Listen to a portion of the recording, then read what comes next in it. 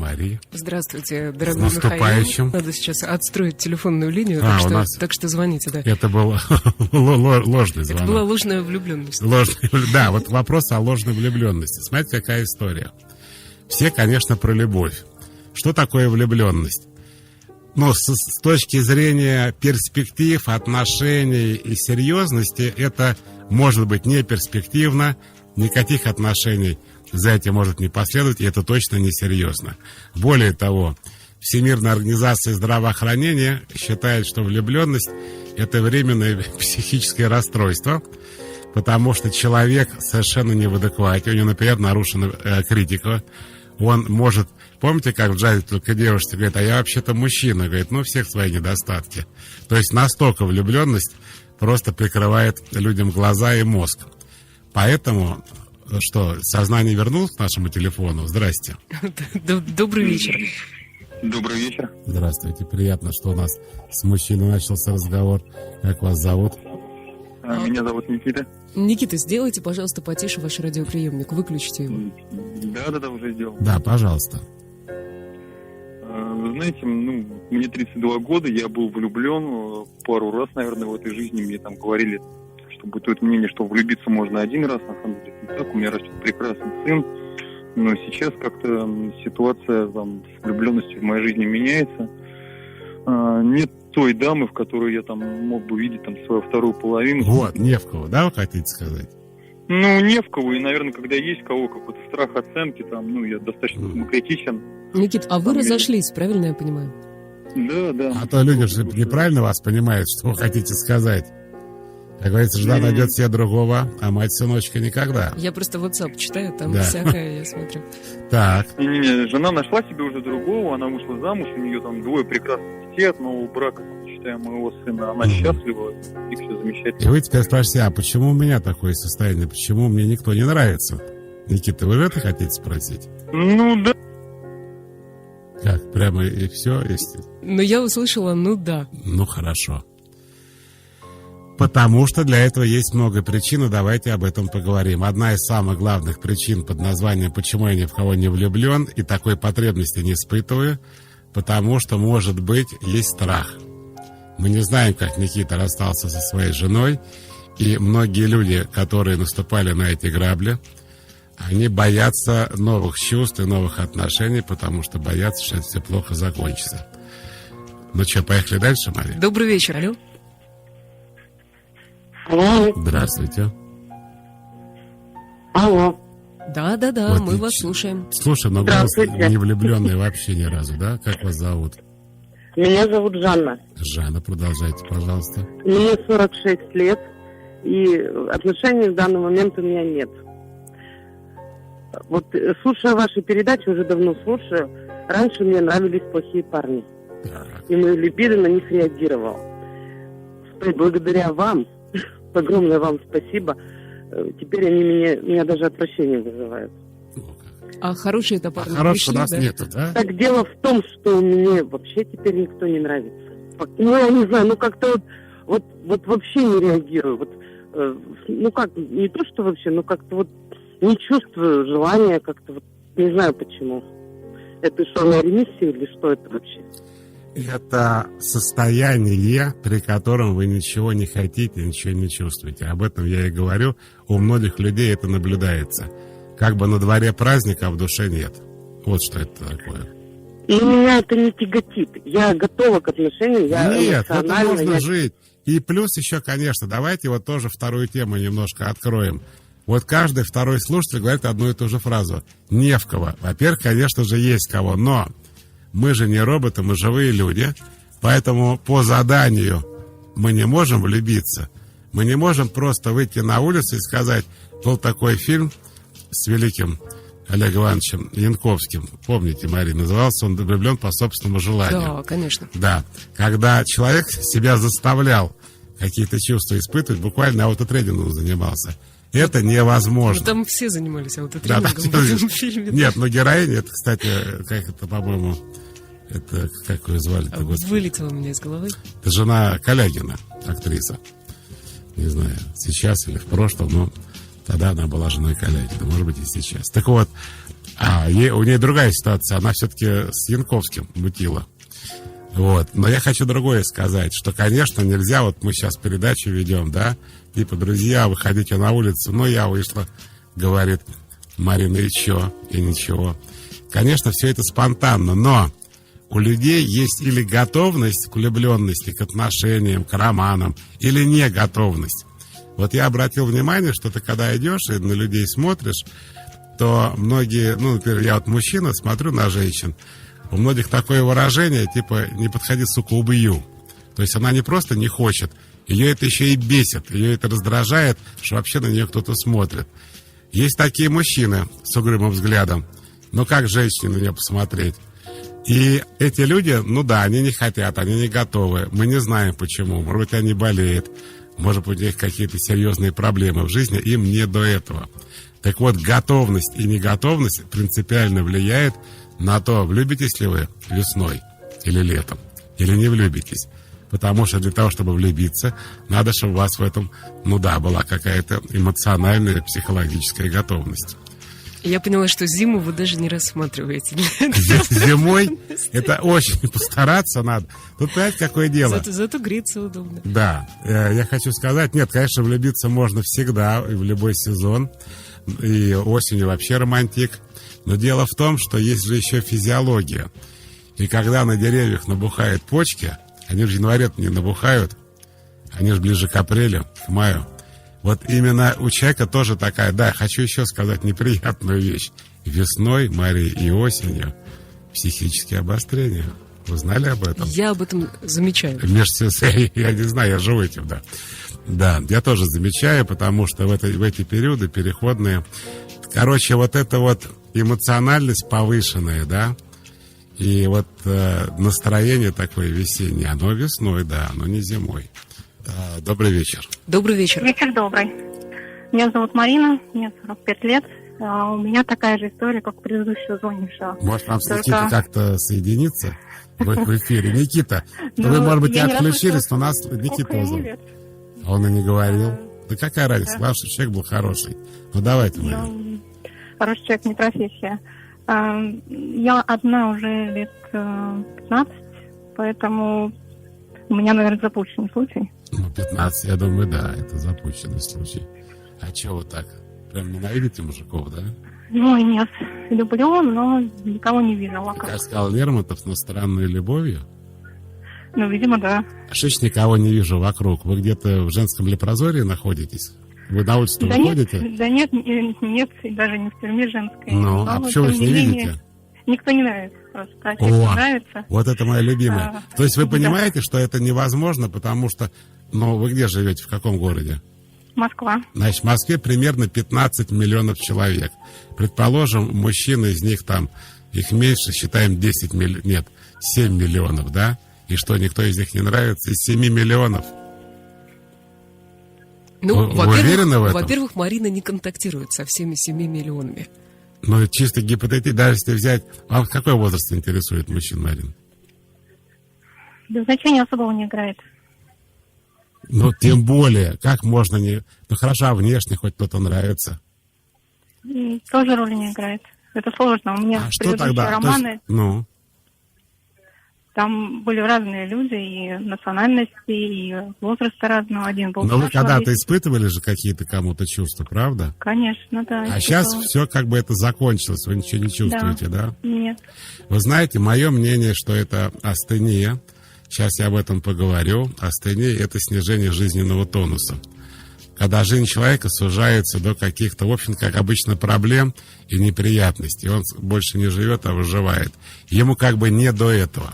Но я хочу сказать, друзья, я вам с самого начала еще не договорил про влюбленность. Я хочу эту тему тоже закрыть. Влюбленность принципиально отличается от любви. Хотя в счастливых историях влюбленность потом переходит в любовь. Итак, в чем разница, самое главное? Любовь – это ваше чувство, как и в влюбленности. Здесь есть, ну, как бы много общего. И когда вы влюблены, вы что-то чувствуете, и когда вы любите, вы что-то чувствуете.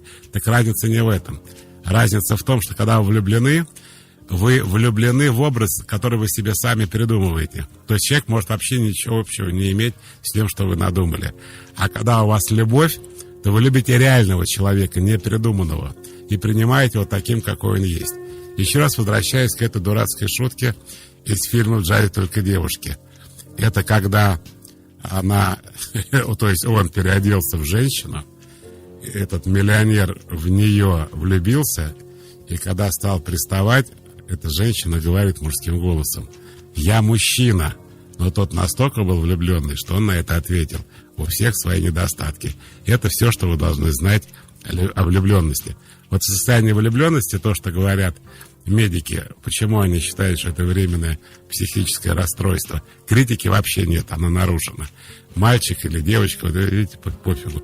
Вот это придуманная история. Вот, например, я знаю, что очень многие девушки обожают, например, певцов.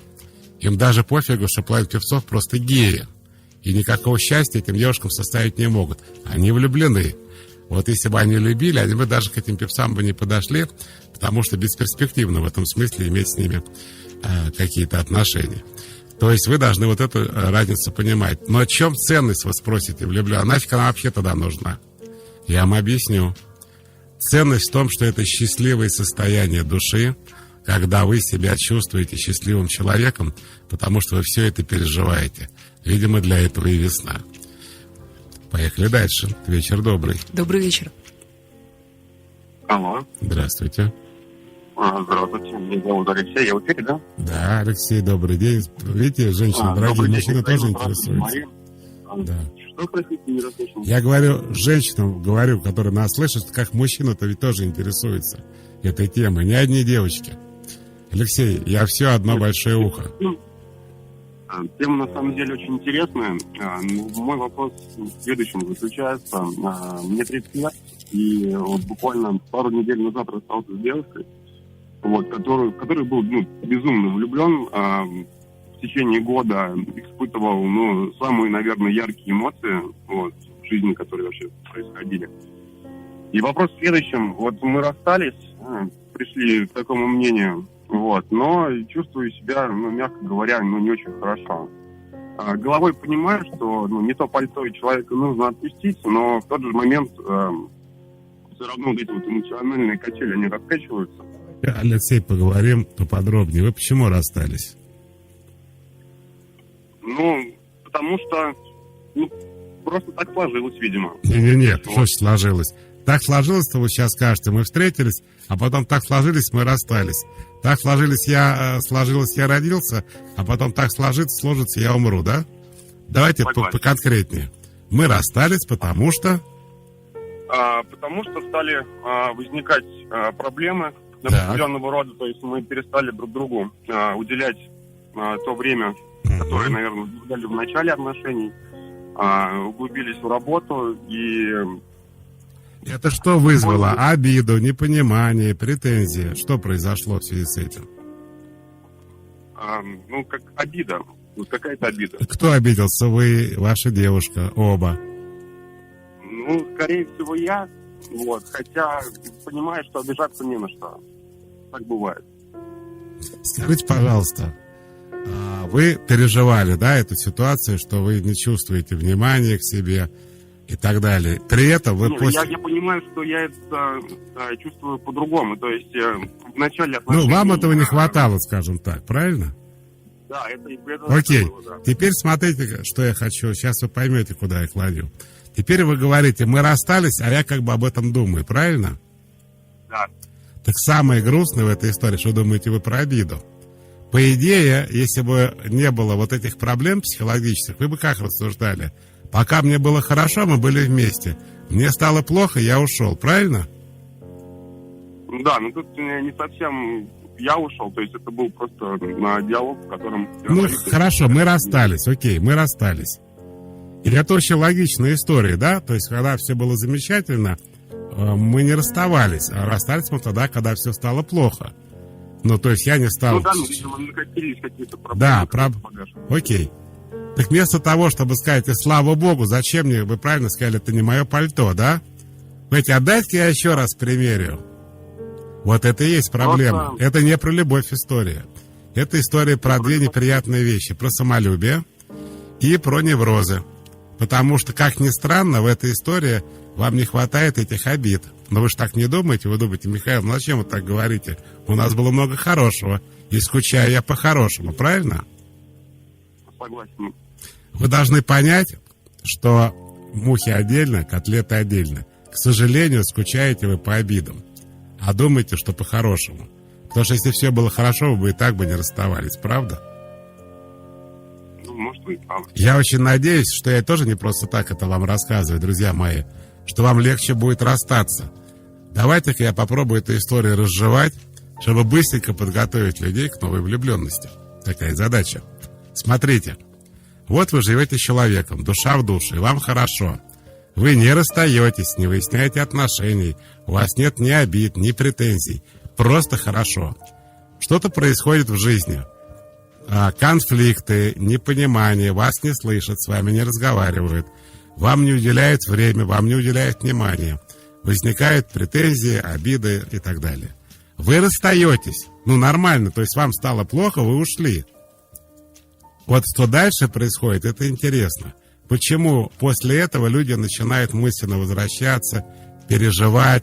Многие, кстати, пытаются вернуть эту историю. Многие пытаются довыяснить отношения, скучают и так далее. Рассказываю. Не хватает вот этих вот переживаний, к сожалению. Привычка испытывать обиду, привычка испытывать жалость к себе. То, что вам дает партнер, из-за чего вы расстались, к сожалению, головой вы понимаете, что он вам не нужен. Но психическая потребность вернуться в это состояние, нездоровое абсолютно, людей заставляет переживать это расставание. Как я вам могу помочь? Я вам могу помочь очень просто, объяснив сначала вам, а вы потом себе объясните, что вы не по любви скучаете, вы именно по переживаниям, не любовным, а страдальческим скучаете, что у вас невроз скучает, что вы как наркоман, у которого помер драгдилер, и он теперь у него ломка происходит. Ему не хватает, к сожалению, ни любви в этой ситуации, а то, из-за чего вы расстались, именно негатива. Но головой так не думает никто. Когда человека спрашиваешь, почему вы реально скучаете, он всегда говорит одно и то же. По тому хорошему, что было у нас.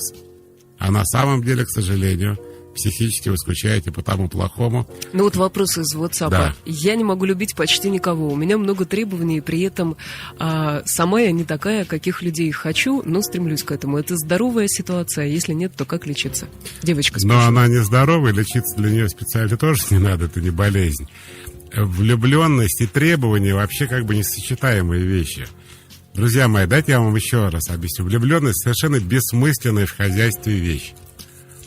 Ни продуктов в нее не положишь, ни пол ею не помоешь, ни потолки не побелишь. Зачем, спрашивается, она вообще нужна? Она нужна для счастья и удовольствия. Когда вы влюблены, вам просто хорошо. Что будет дальше, мы с вами не знаем. Может, после этого вы выйдете замуж или женитесь. А может быть, ничего не будет. Почему? Влюбленность, она обычно продолжается около 3 месяцев, после чего у людей глаза открываются, потом от удивления расширяются. И тут появляются требования. И тут появляется не просто требование, а вообще непонимание, как я мог сюда влипнуть. Кто это? Кто это? Где это? Вообще это Кто эти люди? И где что мои это деньги? было вообще последние 3 месяца? Понимаете, какое дело? И ради бога, не надо этого бояться, это нормально. Но состояние влюбленности, которое вы испытываете, оно настолько прекрасно, что оно того стоит. А такие практичные женщины и мужчины говорят: Михаил, ну что вы прямо говорите-то? У меня требования. Зачем мне зря испытывать какие-то чувства, если этот человек вообще ничему не соответствует? Друзья мои, объясняет, для удовольствия. Но ведь, Михаил, можно ведь, как бы сказать, нехило затравмироваться после этих 3 месяцев. Вот знаете, кто травмирует всем, хочу сказать, Мария? Пугливые люди, которые всеми боятся, что ничего не получится, что вот и вот опять и так далее. Которые очень замороченные. Но они, вот я про них-то и рассказываю, они не влюбляются, они все боятся. А что бояться? Ну не получится, зато будет чем вспомнить. А так, кстати, весна пройдет. Вы ее провели в трудах и заботах, вспомнить нечего. Это что, лучше, что ли? Добрый вечер. Да. Алло, добрый вечер. Здравствуйте. Меня зовут Наташа, я из Москвы. Так. Михаил, я вам благодарна. Все ваши советы мне помогают. И вы мне сами нравитесь. Ну вот, Спасибо. ваше Вы сейчас творчество. скажете, Наташа, Михаил, спасибо, младший уже в школу пошел, старший сейчас в институт поступает. Спасибо за все. Так, Ну, я молодая девушка. Вот, значит, у меня такое. Сейчас у меня такое состояние не то, что влюбленности, а вот все, как вы говорили. Подошел парень в спортзале, я наливала воду в кулере, он подошел, что-то там спросил. Он гораздо младше меня. я пролила понимаю- воду на ноги парню. Но, Ну, короче, я понимаю, что он гораздо младше меня, что у меня как бы, ну, перспективы нет подождите, вы никакой. сказали, что молоденькая, а он школьник, что Ну, ли? я молоденькая. Ну, не, ну ему 21, он как бы постарше выглядит. Я думала, может, ему лет 25. Так, Вот. Ну, суть в том, что как бы мы с ним так вот видимся в спортзале, да, там он меня, ну, провожал несколько раз. И как бы вот сейчас я просто этим наслаждаюсь, да, ну, вот романтик, так. все спонтанно. Но вот в то же время я подсаживаюсь, знаете, вот на свидание. И вот бывает, когда череда свиданий, а потом, например, вот у меня было такое, что каждую субботу свидание, да, а потом раз, например, нет никого, нет свиданий, и у меня, знаете, как вот уже зависимость, вот, как избавиться, вот, типа, ну вот если нет у меня сейчас свиданий и романтика, как вот не уходить вот в эту грусть какую-то, что вот... Нет, смотрите, во-первых, надо вам менять дни недели. Не надо именно по субботам. Когда-то в Вот. понедельник, когда-то в среду. Чтобы хотя бы поломать вот этот стереотип. Суббота, а я не выпил, да? Вот нельзя так. Поэтому, если вы будете чередовать дни недели, это первое. Второе.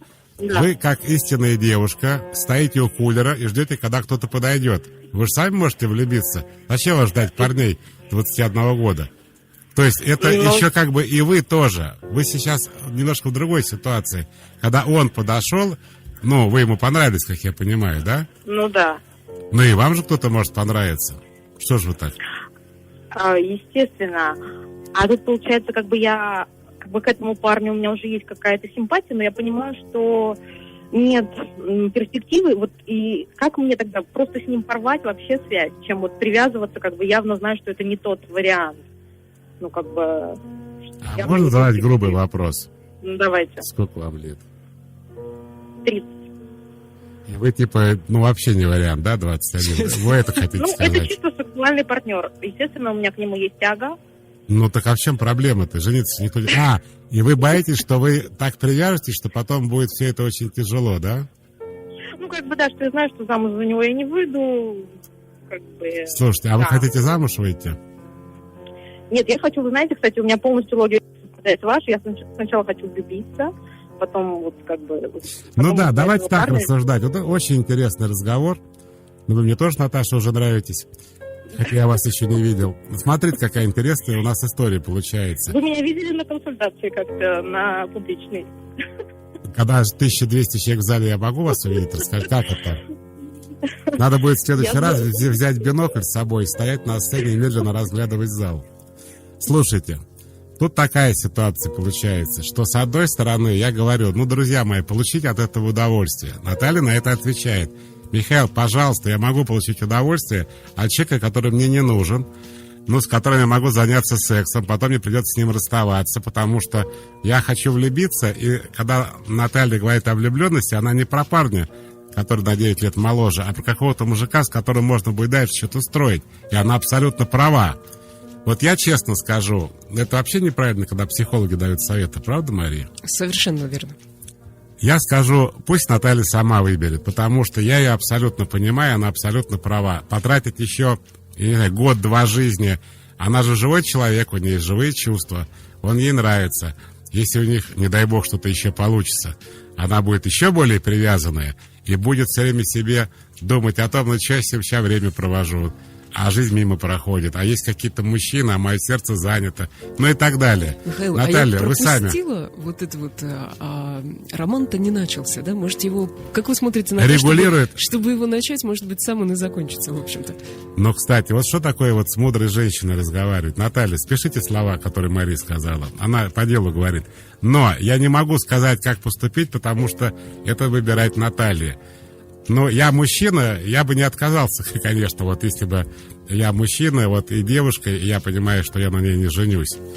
Вот. А вы решайте сами. Дело молодое, Наталья.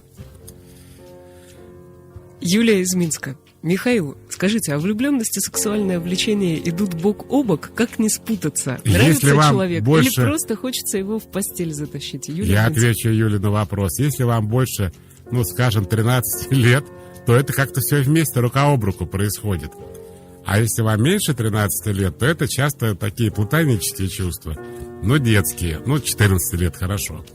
Но когда вы уже большая девочка или большой мальчик, то влюбленность и сексуальные желания, они вместе. Единственное, в чем, мне кажется, есть небольшое отличие и у мальчиков, и у девочек, когда они влюблены, то они не с этого начинают свои чувства, свои отношения, и вообще не об этом они думают. Они думают о переполняющих их чувствах, а потом, естественно, здравствуй, секс. Это не путать ситуации, когда вы сразу хотите с кем-то переспать, а потом говорить, ничего, нормально, сойдет. Влюбленность, она не с секса начинается, она начинается все-таки с таких других немного эмоций, но секс, конечно, это часть жизни, куда же без него-то. Поехали дальше. Добрый вечер. Добрый вечер. Здрасте. Алло. Да-да. Мое имя Елена, мне 59 лет, я из Харькова. Наткнулась на вашу статью, и так пошло мое знакомство с вами. Потом была на вашей лекции, даже пыталась передать вам портрет, который сама изобразила. Да, хочу добавить, что я экономист, а свободное от этого времени рисую. Иногда пишу стихи. Но суть в чем? Сейчас у вас такая сегодня прекрасная душещипательная тема, и я не могу понять, что со мной. Утром я просыпаюсь с мыслью о вас. Вечером я усыпаюсь с той же самой мыслью. Так и это с того момента, скажем так, с прошлой весны. Так. И я хочу выяснить, что же это все-таки такое? Влюбленность или любовь? Это влюбленность. Об этом сказал Познер. Сказал он следующее. Если... Я прошу прощения за брутальность. Это не я, это Познер, сказал Познер. Лошадиную задницу каждый день показывать по телевизору. Она буквально через месяц станет родной в каждом доме. Сказал Познер о вообще людях, которые ведут где-либо программы на радио или по телевидению. Я имел другие комплименты. Смотри, дайте, какой я ввел смешной комплимент. Михаил, я не знаю, о чем вы разговариваете. Я просто очень хорошо засыпаю под ваши монотонные передачи. Я вообще не понимаю, о чем вы говорите. Но спится неплохо. Оксана пишет: был у меня рациональный брак, очень рациональный, основанный на осознанном выборе. И вдруг я влюбилась в прекрасного, незнакомого мужчину, о котором ничего не знала. Я тогда даже не думала, к чему это приведет. В общем, закончилось любовью, новым браком и дочкой. Хотя я была уверена, что так влюбиться можно только в 16. Бедный муж. У нас сейчас будет перерывчик. Да, но вы скажите, пожалуйста, Роману, Роман нам задает такой вопрос. В прошлом году внезапно влюбился как школьник. Все было прекрасно, расстались обоюдно. Меня поразило, что после 35 можно влюбиться. Отсюда вопрос, как увеличить возможность влюбиться этой весной? Может быть, какая-то диета или витамины, антидепрессанты? Антидепрессанты самое главное. Еще одна огромная причина, почему кто-то до сих пор не влюбился, потому что себя не любит. Друзья мои, давайте запишите, медленно диктую. Люди, которые не любят себя, и других тоже не любят. Что такое не любить себя? Это быть недовольным своей внешностью, своим возрастом, своей жизнью, своим положением и так далее. Вот если вы находитесь в таком состоянии по отношению к себе, у вас ровно такое же состояние по отношению к другим. Вы на людей с такой же нелюбовью смотрите, как и смотрите на себя в зеркало. И для того, чтобы себя полюбить, надо просто принять себя такими, как есть, сказать себе, что выросло, то выросло. Моя грудь, моя попа, голова, уши, нос, все мое. Обожаю. Лучше не бывает. Мое самое лучшее. Почему? Потому что это мое. И тогда вы вдруг выйдете на улицу, и люди вам начнут нравиться. Так, мне 37, ему 27. Может ли быть у нас будущее? Спрашивает Мариша. Тема хорошая. Давайте Наталью переадресуем, которой 30, а ему 21. Пусть она ему ответит на этот вопрос. Ну вот и поговорили. Добрый вечер, еще один телефонный звонок. Здрасте. А тут человек подписался Вольера через О. Да, пожалуйста, может здравствуйте. Быть, Вольера? Вольера. Добрый вечер. Меня зовут Ольга, мне 45 лет. Да, У меня хорошая история влюбленности. Я очень долго была в очень долгих отношениях с своим мужем. Потом у нас постепенно все, как вот был слушатель, который сказал, ну как-то вот так вот сложилось. Вот мы расставались мы долго, мучительно. И тогда, когда я поставила точку, решила, и вместе мы поставили точку и решили, что каждый, как-то дальше живет сам, и я ушла в работу, и совершенно неожиданно для себя, в самом неожиданном месте, я встретила мужчину, в которого даже не сразу влюбилась. Влюбленность у нас была взаимная, не очень долгая, которая нам принесла массу очень приятных моментов и общения, и сексуальных. Мы понимали, что дальше ничего не будет, потому что, наверное, ни мне, ни ему это было не надо. Почему? А вы знаете, это вот, во-первых, географическое, мы очень далеко друг от друга находимся, и было очень много практических каких-то вопросов, которые мы люди взрослые, все, так сказать, обременены собственностью и обязательствами все равно. Но, во-первых, мы остались в очень хороших отношениях, дружеских отношениях. И он меня вылечил, он меня вывел из состояния, какой-то вот подавленности, я не знаю, вот чего-то. И это было осенью, это было не весной. Поэтому я считаю, что влюбленность это очень хорошо, и никогда не надо ее... Она как-то случается неожиданно. Да, спасибо вам большое за теплый звонок. Вот я читаю сообщение, что зачем эта влюбленность? Вот я был женат 12 лет, вот пишет Александр из Вологды, а влюбленность прошла, сейчас смотрю на других, сюси-пусь, я тебя люблю. Это Александр пишет. Мой котенок. Да, говорит Александр, лучше прожили подольше вместе, а уж потом эти сопли. Дорогой Александр, еще раз повторяю, во влюбленности нет никакого практического смысла. Это просто кайф какой-то. Не надо искать в нем никакого смысла. Вам 97, ему 26. Не надо думать, выйдете вы за него замуж или нет. Просто получайте удовольствие. Ну что, звоночек еще успеем? Успеем. Добрый вечер. Здрасте. Здравствуйте, добрый вечер, Михаил и Мария. Пара минут у вас. Вероника, алло. Пара минут у вас. Да. Вы меня слышите? Да, но не видим. Я думаю, что это неплохо. Я хотела спросить Михаила. Вот так Мария люди тебя не любит, понятно? Говорит, не видите, говорит, это и хорошо, что не видите. Да, Вероника, я шучу, продолжайте. Нет, я себя люблю, просто я сейчас в домашней одежде, скажем так. Продолжайте. Ладно. Я хотела спросить, вот такой вопрос. Мои отношения, первые и вторые, длились порядка 7 лет, и каждый раз это была очень большая влюбленность. Человек казался мне в таком радужном, не просто радужном свете, чуть ли не нимб светился, да. Вот, то есть я не могла сразу оценить критически все качества и насколько мы можем подходить друг к другу. Вот, и теперь, после двух, можно сказать, неудачных отношений длительных, которые закончились не очень хорошо, я очень внимательно смотрю, то есть даже когда я влюблена, я очень внимательно смотрю и смотрю вот именно на качество человека. Для меня очень важно именно не только чувство, но чтобы и мозг сказал «да». Вот. Но человек при этом переживает, что я не могу его приблизить достаточно долгое время, да. Вот. И... Мозг отказывается, Вероника. Что? Мозг отказывается его приблизить долгое время. Нет. Мозг не отказывается. Мозг задает пару десятков вопросов, на которые нужно получить ответ, который мне понравится, прежде чем я смогу приблизить, скажем так. А сколько вы уже общаетесь? Почему не сложились отношения, например, с предыдущим человеком? Почему? У него или у меня, да? Алло? Игорь, сколько вы уже общаетесь?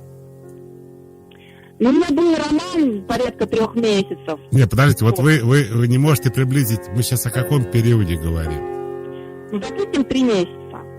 Нифига себе. Вы так долго соображаете, что ли? Нет, я говорю, что мы общались, мы встречались, так. Нам было замечательно вместе. Я имела в виду самые близкие отношения, скажем. Я боюсь подумать, вы имеете чайку попить вместе, куда сходить? Вы об этом? Я имела в виду, раньше, через полгода, не. Я абсолютно на вашей стороне. Раньше, через полгода никакого чая. Ну вот. Спасибо вам за звонок. Просто времени нет, вот, к сожалению. Очень, да. вот, друзья, вот как у людей проблема возникает. Мозг, он все заморачивает. Друзья мои, вот минута осталась до конца программы. Во-первых, я хочу прочитать Сергея из Ярославля. Он пишет: а как разлюбить голос Марии Армус? Не надо, Сергей. Она молодая, еще живая, еще поработает. Любите и слушайте. Я хочу пожелать вам, друзья мои, перестать заморачиваться. Никто вас не предлагает, ни в постель не тянет, ни замуж. Просто испытывать это прекрасное чувство. Не надо этого бояться. Может плохо закончиться. В каком смысле плохо? В смысле ничем. То есть у вас через какое-то время глаза откроются, и все встанет на свои места. Ну и слава богу, или получится, или не получится. Это лучше, чем жить без влюбленности. Но есть еще одна, быстро я скажу, проблемка. Никакой безответной влюбленности нам тоже не надо. Надо, чтобы она была ответной. Я вам этого желаю. Пока.